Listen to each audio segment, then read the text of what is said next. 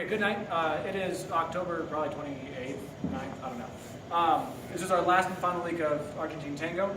So again, we reviewed the basic 8, but we also went more into Ochos, our body placement with our partner, and some of the Sacadas, right, just real briefly.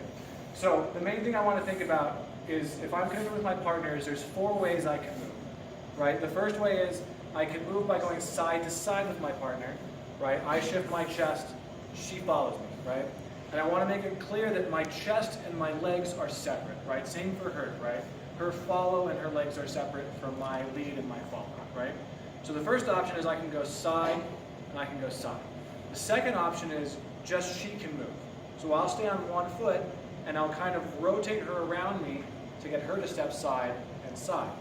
In the same manner, I can step side and side, right? But I have to think about her being the center of rotation.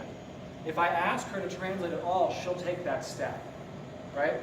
So now the other option, so that's 3 options, right? So together, she goes or I go.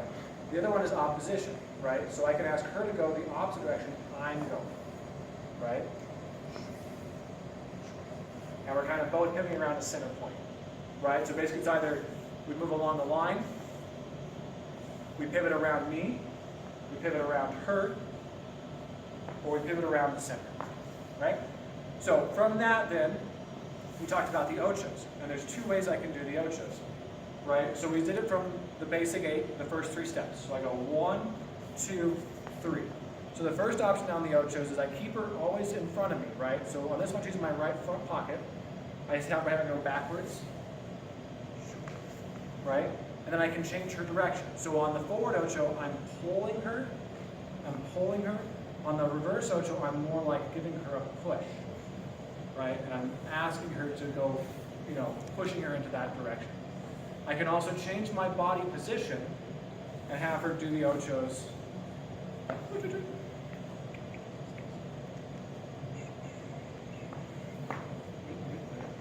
Right? I can have her do in front of me, right?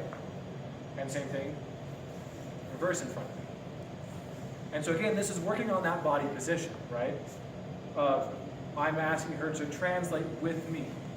Then we talked about I can do Ochos while she does Ochos, right? So there's multiple ways I can do this. One, I could do them with her, or we're still translating together, right? Or I can change it and have her go opposite to me. Still kind of translating together, right? And then we talked about Sacadas, where I'm going to move opposite her, right? So she's going to go, and I'm going to go opposite, right? And variations on that, right?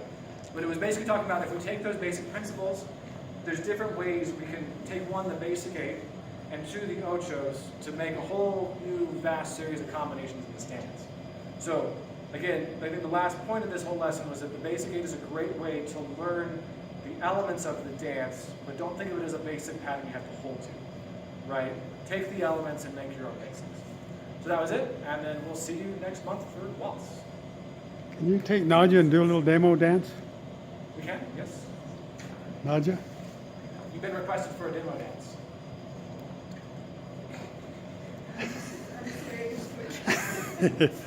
Thanks, Rob. So, for example, here's an example pattern, right? Starting from my basic 8, I could do something like 1, 2, 3, right? Have her do Ocho, Ocho, right? Dance with her. Series of patterns I could do, right? Back into my basic 8, right? We can do some of those ganchos we talked about.